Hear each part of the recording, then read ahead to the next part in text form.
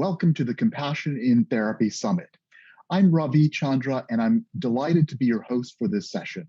I'm a psychiatrist, writer, and compassion educator in San Francisco, writing for Psychology Today and Eastwind eZine, where I write from my corner of the intersection of Asian and Black lives.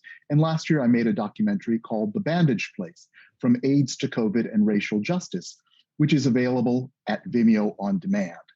I'm so happy to be here with David Treleaven to explore how trauma-informed mindfulness and contemplative practices can benefit our clients during this time of heightened intensity and adversity, when many are experiencing trauma in direct and indirect ways. We are recording this near the 80th anniversary of Executive Order 9066 and the forced removal and incarceration of 120,000 Japanese Americans during World War II, also the beginning of the third year of the pandemic, and at a time when there are over 25 million refugees and talk of more potential war, to mention just a few traumas we are carrying. There is a great need for this work, and I'm so glad to be here with David. David is a writer, educator, and trauma professional working at the intersection of mindfulness and trauma. He is the author of the book Trauma-Sensitive Mindfulness and the founder of the Trauma-Sensitive Mindfulness Community, TSM, a group of practitioners committed to setting a standard of care through mindfulness-based practices, interventions, and programs. He also serves as faculty for the Self-Compassion in Psychotherapy program. So David, thank you. Thank you for being here. And so what is a trauma-informed approach, and how can it help us understand the time we are living in? Can you share your insight also about how the ongoing increased adversity so many are experiencing might be affecting us and our clients, or what you might be seeing? Yeah, thanks, Ravi. That was a really powerful intro for me, also grounded me about this particular moment and what we're in. So thanks for having me. Great to be here with you. And so a trauma-informed approach to meditation and contemplative practice basically is bringing a lens around how trauma impacts the mind and body to contemplative practice. So typically I'm working with therapists or meditation teachers, anyone really working with mindfulness practice. And we start with the kind of supposition that asking anyone to pay close and sustained attention to their experience in the present moment is a big deal. And it's an especially big deal when it comes to people and communities who are struggling with traumatic stress. So the basic headline of the work that I've been in is that mindfulness practices and interventions in psychotherapy can either help or hinder people who are struggling with trauma. And really, this is the conversation I think we'll be in here is, okay, great. How can we leverage the benefits of these practices in a very practical way? And then what are the pitfalls and how can we steer clear? And I'll just say one more thing to your point. I mean, this is such a unique moment, I think, to be in a conversation about trauma. And we could go more here if you want to talk about it. I see the capacity for people to cope with adversity and stress really challenged right now. There's been this sustained pressure, both with the global pandemic, but then you also spoke about historical events. We have a lot of social conditions that are weighing on people, creating traumatic conditions in many ways. And so our capacity to stay resilient, I think, is being challenged right now. And we're heading into a very unique time where we're at with the pandemic. And I'm actually very interested in what is to come in the next few, say, 3 to 6 months. Thank you. So you mentioned mindfulness, which is so ubiquitous right now, can help or hinder our work. So maybe you can talk about that just a little bit too. Yeah, definitely. So mindfulness in general is going to be very helpful for anyone struggling with trauma. So let me give a case example. As many listeners here will know, trauma will tend to pull us into the past. So someone who's struggling with trauma is often reliving a traumatic experience in the present moment. So I could be with you here. On some level, I could feel a degree of safety, but my body continues to respond as if there's threat, imminent threat here. And this is when we're talking about post-traumatic stress or PTSD. So whereas trauma will pull us into the past, mindfulness is helping us come into the present moment. So a client that I'm working with, for example, I'll make this anonymous, of course, where they can be sitting with me in a session and conceptually know that there's a degree of safety with me. We've built trust and relationship. There's no imminent threat in the room. And yet they're having sensations in the body that are connected to a traumatic event that makes them feel unsafe. Maybe the shoulders are hunching, the breath is tight and collapsed. And they're working with me to both be aware of the sensations that are provoking this feeling of threat, while at the same time with mindfulness, having a capacity to know what's happening as it's happening. So a client recently looked at me and said, I'm aware in this moment that I'm re-experiencing a traumatic event, but I'm also aware that I'm sitting here with you and that I'm fundamentally safe. So it's this kind of integration that we're doing around mindfulness and trauma, where we're helping people experience the present moment and become aware that they might be re-experiencing a traumatic event. And how might the mindfulness hinder the process? So when I'm talking about mindfulness as hindering, it's sort of this double-edged sword around meditation. Really, we're fundamentally talking about meditation. Mindfulness in general will be a very helpful competency for our clients. We want them to have that ability to know what's happening when it's happening, or in a more technical way, it's really a form of dual awareness. Like I can talk to you and I can still feel the buttocks in the chair right now. So we want mindfulness for clients. Where people can run into trouble is in the practice of mindfulness, which is often around meditation. So in the practice of meditation, we're asking people often to pay close attention to their inner world on some level. Not always, there's different meditations that can go external, but often meditation will focus on the breath. We're kind of building that capacity to sustain attention, but we're ultimately focusing on what's happening. And when you're asking a trauma survivor or someone struggling with trauma to do that, inevitably they will encounter traumatic stimuli. And this will be familiar for many practitioners here. You know, it could be traumatic thoughts or sensations or flashbacks. If you spend enough time in your inner world, you will encounter that unintegrated trauma. And my perspective is that that's not a bad thing. We want our clients to actually be connecting with that which is unresolved. And at the same time, that level of focus and intensity can be too much too soon for a client. So we could talk here about the importance of resourcing, the importance of co-regulation or compassion in relationship. There's all these different things that will help us to actually be with our experience.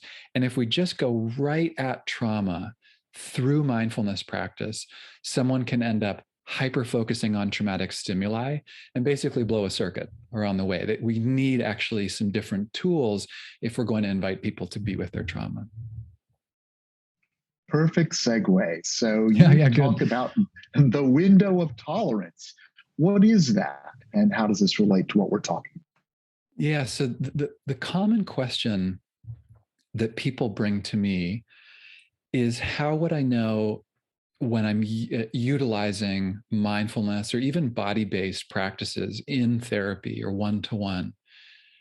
How would I know when to lean in, and when would I know when to back off? Because I want to be clear with you and people listening. Trauma sensitive mindfulness, or trauma sensitivity in general, I'm curious what you think of this. It can sometimes get the rap of just steering clear of difficulty or ultimately reinforcing avoidance clinically. And that's not at all what I'm saying here. It's actually helping people increase their capacity to be with difficulty.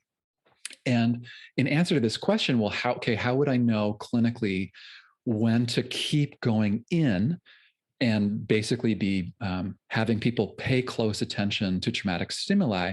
And when might I back off and have people open their attention and orient to their surrounding environment?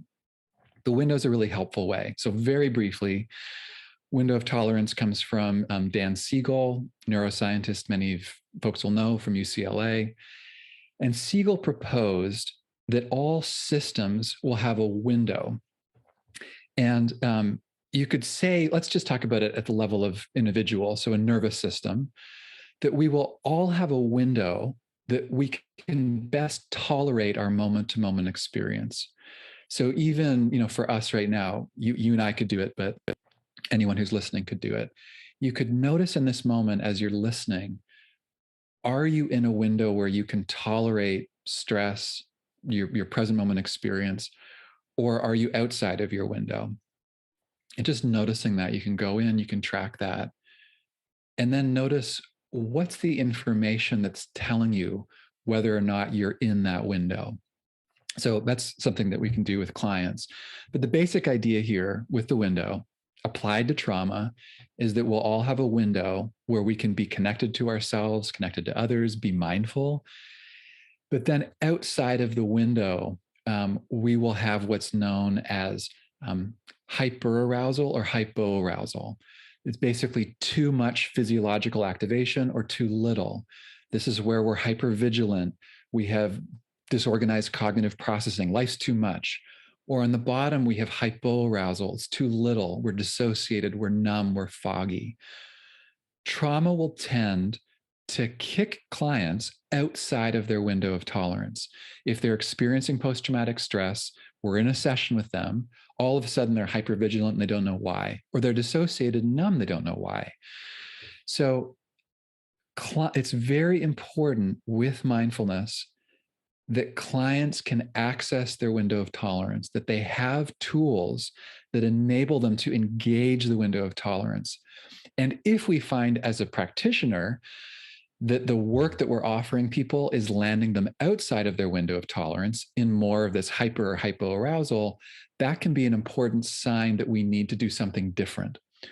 Or if they can't come back into their window with the interventions that we're offering, we might actually need to refer on to some level. So that's why the window is a bit of I think of it as a map and kind of an assessment tool that we can use along the way. Does that answer your question here around the window and meditation?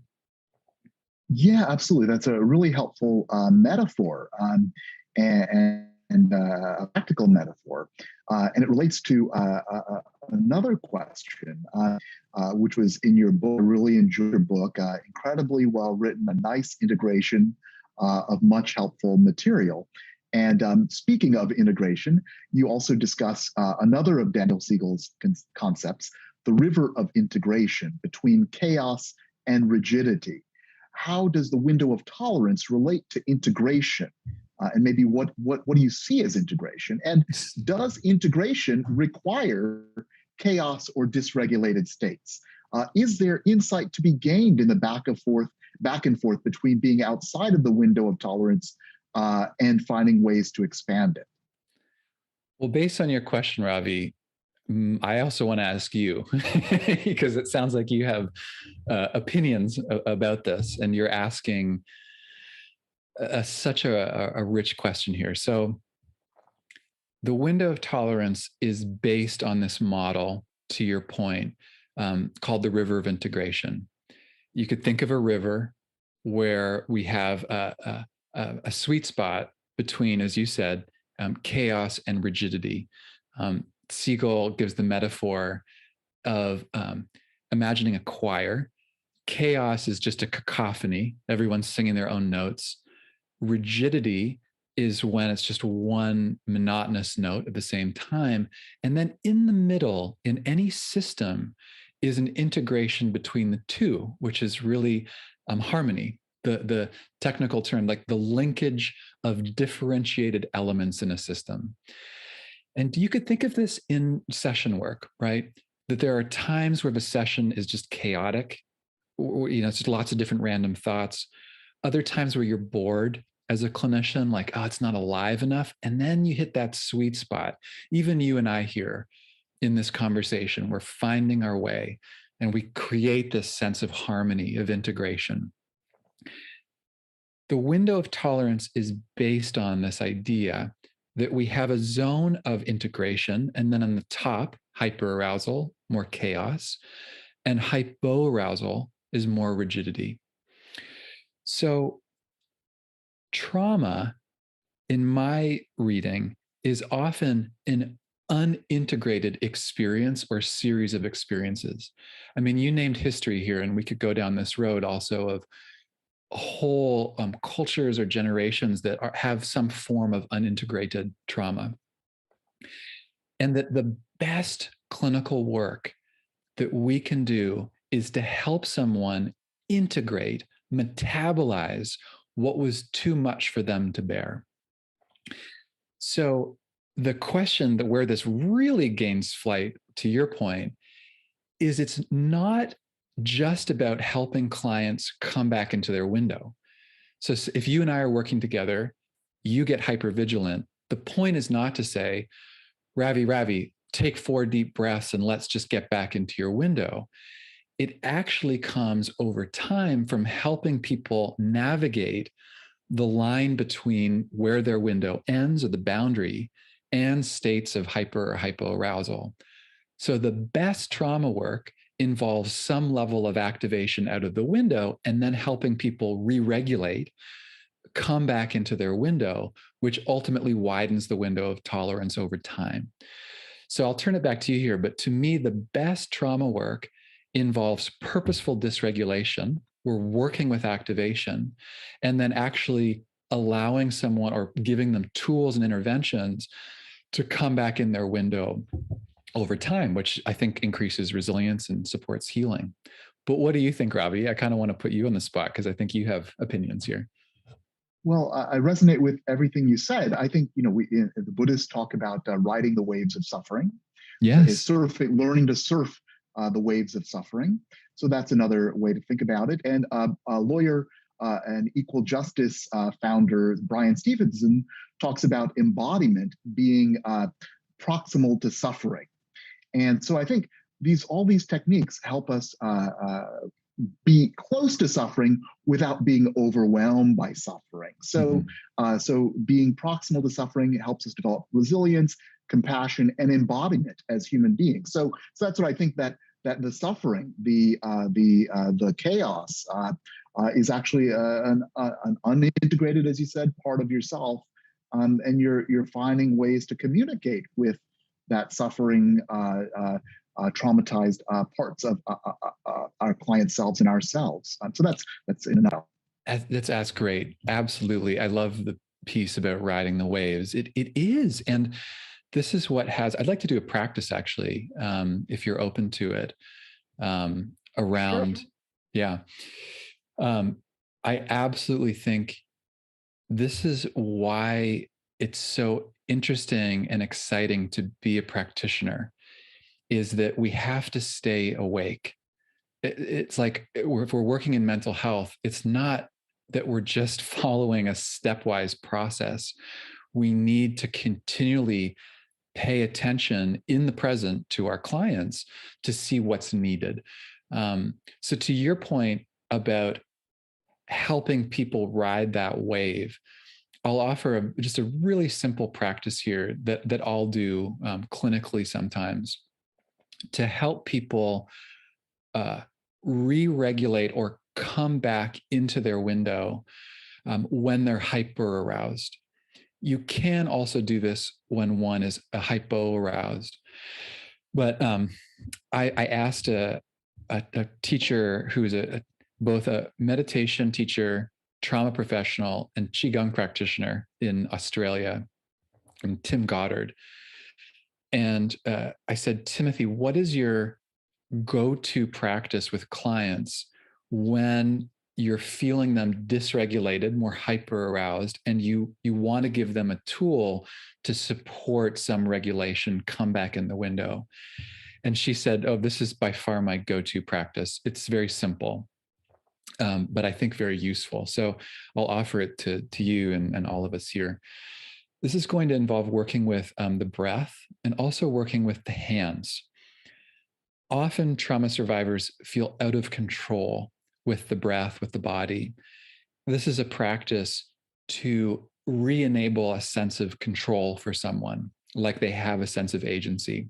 So here's how it's going to look. I'm going to have my hands here, but you can have them down below. You don't need to hold them up. You can have your hands about shoulder width apart. You can also have them face down, or you can use your feet, or you can also imagine this practice. I'm aware not all of us will have access to hands, and so just to support access here. And then what you can do here is to expand and contract the hands with the inhalation and the exhalation of the breath. So it would look something like this, like inhaling, exhaling. Or if you're doing it like this, it could be inhaling, exhaling. And then as you're doing that, the inhale and the exhale, go ahead and find the kind of the pace and the intensity or the depth of the breath that feels most regulating for you, most supportive of your window of tolerance. Maybe that's some deeper breaths, a little bit longer, or shorter breaths. But find the pace and the depth that's just right for you here. And just know in this last part of the practice that you're in control here. There's a sense that you're able to steer the breath just the way that feels right for you right now. Okay, and then last one here.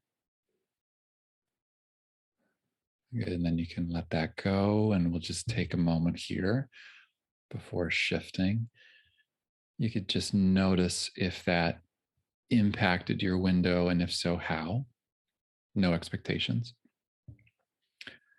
Anyway, Ravi, that's just one example of a tool that you could use clinically if you're sensing someone is almost too much outside of their window and they need some kind of intervention to downshift a little bit or just regulate and come back in.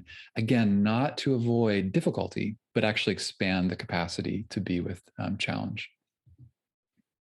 That was great. I'll ask you for some more practices later. Sure. But I really felt that integration between my own body, the breath, and the hands moving. It's a great additional step. But also this kind of segues. I mean, you're practicing this with a client in session, right? And so there's that aspect. You're practicing the practice as the client is also practicing. So this brings up this idea, which could take up a whole another hour, is the give and take between self-regulation and cross or co-regulation. The therapist is obviously aiding the client to do more of the former, self-regulation, but also doing a lot of the latter in session. Could you talk about your experiences of it? I'm so glad you brought this up. And it was often my bone to pick in some ways with the contemplative communities that I was teaching, was the importance of co-regulation. I mean, the audience here will no doubt have a lot of familiarity and an understanding of why that's important. I've often been working with meditation groups where you're solitary for days on end. You might have one interview. And even in a meditation hall, think of the experience of someone who's traumatized, who's looking for safety cues in the faces of other people, but all you see are the backs and shoulders of people in the meditation hall. I'm not critiquing meditation setups inside of a retreat. It's just that when it comes to trauma, there's particular things that a trauma survivor might need to feel safe that aren't necessarily available or on tap, so to speak, in a meditation retreat. So 100% co-regulation, or that ability to be relational, is going to be key when working with trauma. And gosh, as you said, this, we could talk for an hour here. There's so much incredible research about the importance of social engagement for accessing our window. So even with you, I know we're on Zoom. I know we're in this very challenged world for the last couple of years, even with the privilege that we could be online here. But I see your face, and I mean, I know we just met, and I relax. I kind of settle. I see your eyes. When you smile, I kind of relax a little bit. There's all those nuanced features. I hear you take a breath. It has me take a breath. It's happening all the time. And to me, the best psychotherapy, the best clinical work is leveraging the power of co-regulation. And just one more piece here, the importance of us as therapists to come into a session as regulated as possible. Because non-verbally, even in the first 30 seconds, the client is feeling my nervous system. And if I can be in a kind of a wider window, maybe I'd done a bit of practice, I feel somewhat regulated, they will feel me, and that will open permission for them to also feel themselves. So anyway, all to say, I agree with you. If there's anything you want to add here, please do.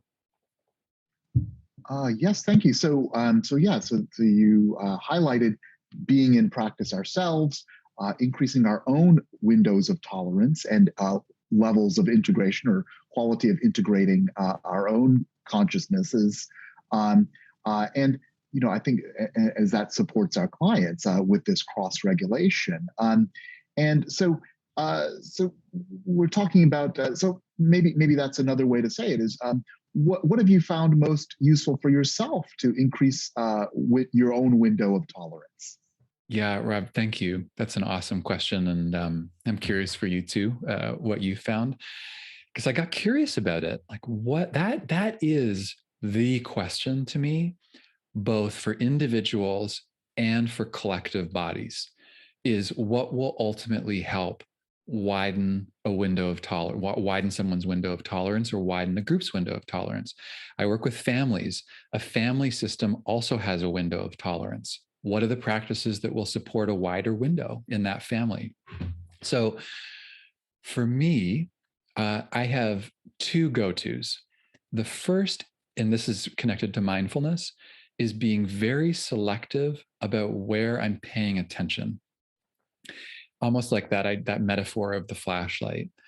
To my left here, I have a beautiful field. If I'm dysregulated, I will purposely pay attention to something outside of myself that I find resourcing, and I'll notice the impact on my psychobiology.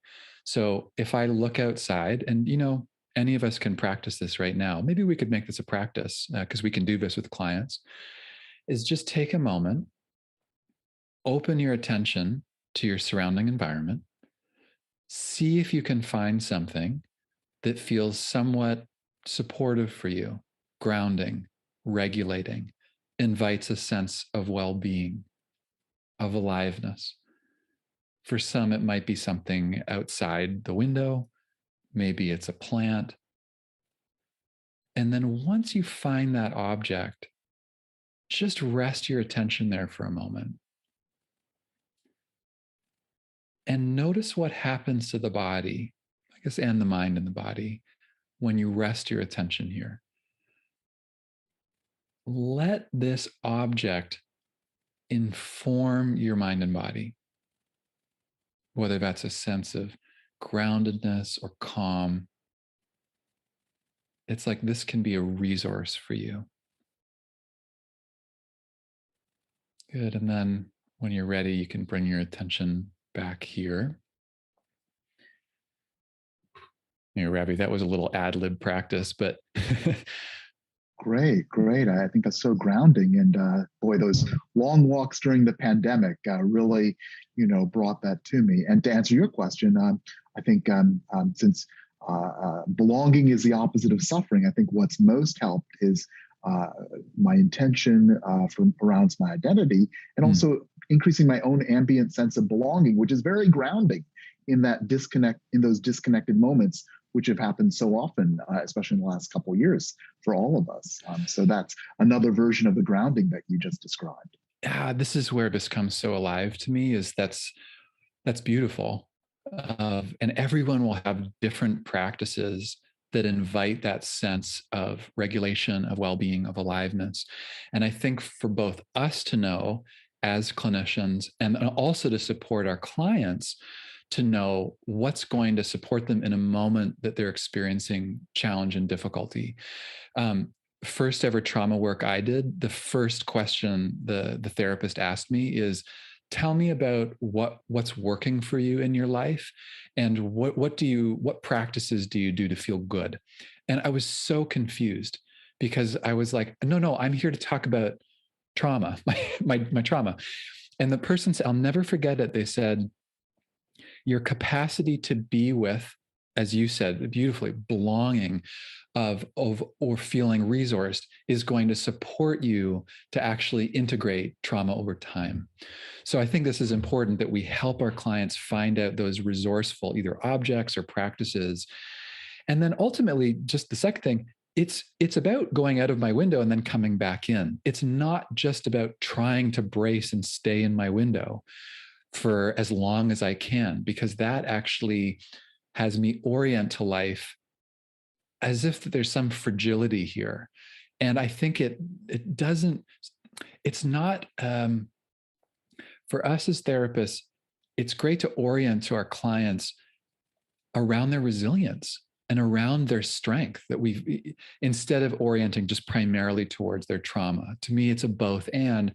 Coming out of the window and coming back in, every time I do that, it's supporting my resilience on some level and widening my window. So that's where I've been focusing.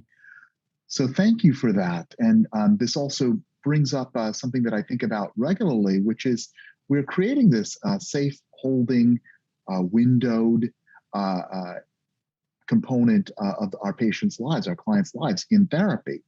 And then this brings up the idea of backdraft, which I'm sure you know about, is just, you touch the wound with compassion, you create a zone of tolerance, and then, the opposite often ends up happening when, I've experienced this when the client leaves the therapy room. Suddenly, they'll be in a more sensitive state. So I want you. I mean, you've probably seen cases where you've been able to, see a patient be activated in session and expand the window of tolerance and help them. But how do you deal with this, with the backdraft and the backlash from this? I mean, have you experienced that as well? Such a great question. I think of two components to this, one being education and the other being awareness on some level. So, as you just said at the beginning there, part of our responsibility in clinical work, or any really one-to-one work, is to, in my view, to empower the people we're working with. That ultimately the success would be if they leave with, not obviously not angry, but that they say, I'm feeling that this helped me to a degree that I don't need you on the same level, that whatever skills live in us as clinicians, we have transmitted it, we have offered it with open hearts to the people we're working with, and then it's internalized in them. So the window, I think, can be so useful for a client, especially someone who has not done a lot of work around their own nervous system. I can't tell you the number of times, I'm curious for you in your work, where when I roll out this map or talk about the window, the light bulbs go off for people and they say, I didn't realize that I've been hypervigilant for the last 3 years of my life, or dissociated. And now I get to map it. Now I get to start making decisions to support my own self-regulation. I think that can be very empowering. So, a form of education or psychoeducation being the first component. And then to your point around backdraft, also raising awareness, second part, that actually backdraft can happen. And this, Ravi, this has been my work with a lot of people around meditation, is that more isn't necessarily better, when it comes to trauma. That's really the headline of my work around trauma. Is it's exactly as you said. It's coming close to the fire, but not actually ending up getting burned. But it's not staying so far away from the fire that there's that rigidity or that sense that nothing's happening. So it's constantly trying to help someone find that sweet spot. And backdraft is key. If someone touches a core wound or comes into contact, it can actually evoke a whole response because finally they're at a moment where they're able to feel and potentially integrate the trauma. I don't think of backdraft as bad news per se, but I want people to be A, aware of it, and then B, have some tools to work with it. Like if that happens in my session, I'm curious for you, if and when backdraft happens, we go, great, not great, but okay, this happened, really good information. And let's talk about what practices we can work with and how we might handle this going forward. So we're going to bump into trauma and backdraft. That will happen. It's not we steer clear, but we give people tools along the way. Yeah, certainly it creates more opportunity to talk about what's happening, what the patient is noticing, and what they notice in interactions with other people. And we're obviously not living in a society that's geared towards helping people with trauma.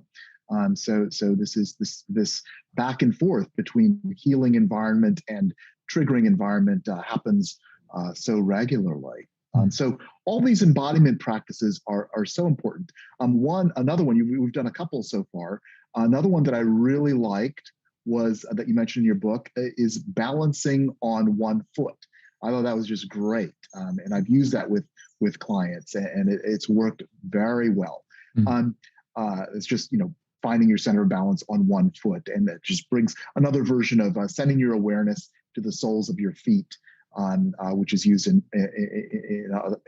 by others as well. But yeah, do you have any other practices that are good in the moment to help bring people back when they're being overwhelmed? Definitely. Let's do one around making physical contact with oneself.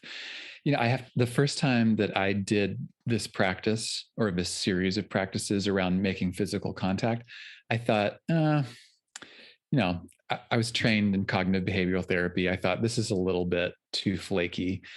But then I have seen research now over the last couple of years, actually through mindful self-compassion work, particularly, that making physical contact can actually increase heart rate variability, which is a common measure around the kind of the resilience of the nervous system. The higher the heart rate variability, the more robust our nervous systems are, which is actually a little counterintuitive. I thought lower variability would be stronger. But when our heart rate is variable, it means that there's a degree of flexibility in our system. So we're looking for practices that ultimately support heart rate variability. Making physical contact is one when done with intention. So why don't we try a couple different versions here? And again, this is something you can offer clients.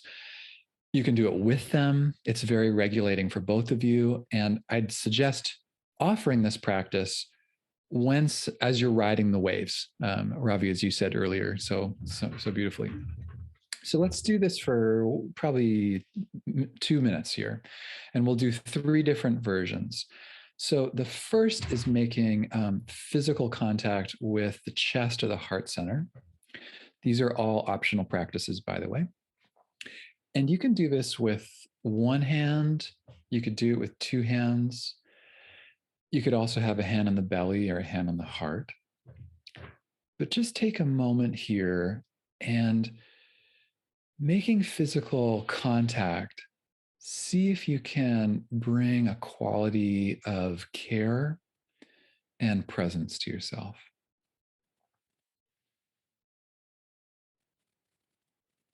You might pay attention to the sensations or the warmth or coolness of the hand. And just this quality of being with. If for anyone here it's helpful to add a word or a phrase that would feel supportive and caring, you're welcome to do that as well. Otherwise, just feeling that simple presence and contact. Then we'll shift to a second posture, just so you get to experiment with a couple of these. And this one is it's a little strange, but it's about having your hand behind your neck. There's some anecdotal research that making physical contact with the brainstem can actually be regulating and supportive. I'll show you what this looks like. Just beneath the occiput here. And just taking a moment there to feel the contact. Another option is to have a hand on the forehead if you want to have a little bit more containment. It's just an option. And noticing the pressure and the placement of the physical contact. Like, would you want a little bit more, or is your hand in the right spot? And just seeing if you can take a deeper breath with this contact.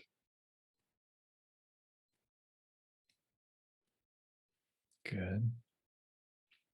And then one final posture here is to give yourself a bit of containment.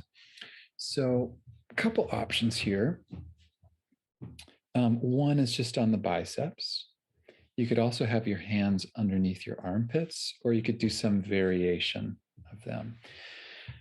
But spend a moment here offering yourself a little containment. Sometimes with dysregulation and trauma, it's like we're outside of the boundaries of our body.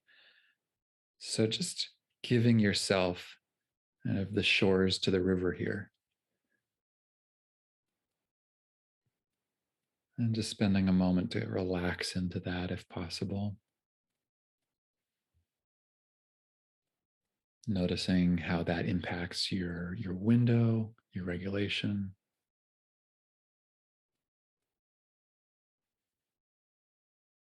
And then you can let that one go. And why don't we do a final dealer's choice? You could do any of the three, or you could choose another one that feels most supportive, like what Ravi's doing. Hands across, that's great. Maybe hands on the thighs, or just something that feels right for you. And you could also notice, what is it that feels supportive about this physical contact, if that's true for you. Maybe some warmth, or just that presence. And then you can also let that go. Thanks, Ravi. So that's another one, just some simple physical contact. You could do that in a session. People can also do that in the meditation hall. So thanks for the invitation there. Yeah, I think when I was first introduced to these soothing gestures, I had to overcome that feeling of, oh, I'm being hokey, or I'm being hokey with someone else. Yeah. But it's actually very comforting and soothing, and now it just feels like part of my personality, so to speak. But we're built for contact, so having ways to give that to ourselves is so important. And I could feel, as Thich Nhat Hanh said while he was alive, is coming home. So these body practices really help us come home. So I appreciate that. And the other practice, which I love from your book, to bring the attention of readers to the Flashback activation protocol, which has been life-changing for several of my patients. So just basically, you can look it up on the web, or you might be able to describe it now, but it's a step-by-step procedure to ground people in the moment, as opposed to being taken into their trauma. So that was also another technique, which I thought if I could, very helpful. That's great. I'm really glad you brought that up, because it captures, I think, for those of us working in mental health, it captures, I think, the best of mindfulness and trauma work. So it's, as you said, it's the Flashback Halting protocol, designed by a trauma specialist named Babette Rothschild, Roths Child. and she wrote The Body Remembers. And yes, you could look it up online or in the book. And it's as you said, the idea here is if someone found themselves in a flashback, a client that we're working with, it's actually a structured number of sentences that you would have a client actually say out loud as a way to support mindfulness ultimately. So it would go something like, in this moment, I am feeling or experiencing blank, a number of prompts here. And I know that the date is blank and that I'm here with blank. It's inviting a quality of presence in a very rigorous and guided way. So I'm glad that was helpful for you. I know it was for me when I first discovered it through Babette. Yeah, thank you for bringing that to your readers' attention. So zooming back out to close up, I'm going to ask a big question now. So we're talking more or in society about cultural trauma, intergenerational trauma, transhistorical trauma, which are all beyond the individual. What has your work in trauma taught you about individuals, societies, and systems? And why is it important to understand trauma beyond the individual? Yeah, I imagine you and I could spend another couple hours having that conversation. And a number of teachers that I've worked with who brought that idea to me that it's not just individual trauma, which is how I was trained, but it's also about social conditions that also impact trauma. And my experience is that the more that a clinician is aware of the unique social contexts and histories that clients are living in and have lived in, the more effective they get to be in their one-to-one work. So someone who is transgender or identifies as female is sitting with me as a client, cisgendered male. I imagine they're assessing at different moments in our clinical work, have I done any work to really explore what it means to be a cisgendered man in this world, or done any work around power, sexual violence, who that impacts? They're assessing a level of safety based on my understanding and my own analysis.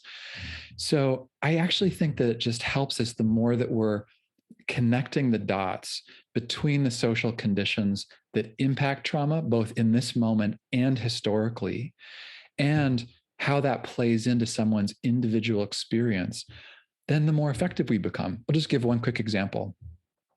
I was working with a client, again, I'll keep this all anonymous, who was the child of immigrant parents who were undocumented here in the US, and were doing primarily work around domestic labor. And the client was sharing that based on their parents' experiences and the trauma that they had lived through, based on both their own history of oppression in different ways, and that appeasing was the strategy that took care of their safety and their belonging. Like a sense of collapse, of under pressure, I'm going to basically like appease, give power away. And the client was saying, in my relationship, in work, I appease often. And that came from the modeling I received from my parents.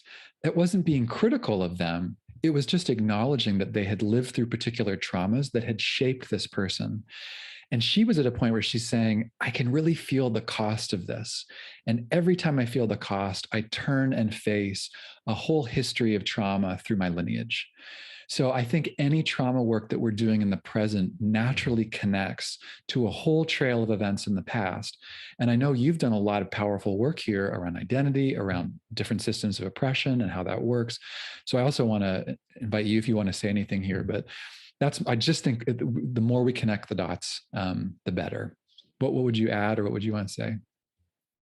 Well, absolutely yes to connecting the dots and seeing ourselves not just as individuals and in a society of individuals, but really I like to say that history is transmitted in feelings, and these are often complicated and disturbing and ugly and disruptive feelings, and that's the feelings that have been transmitted through a broken history.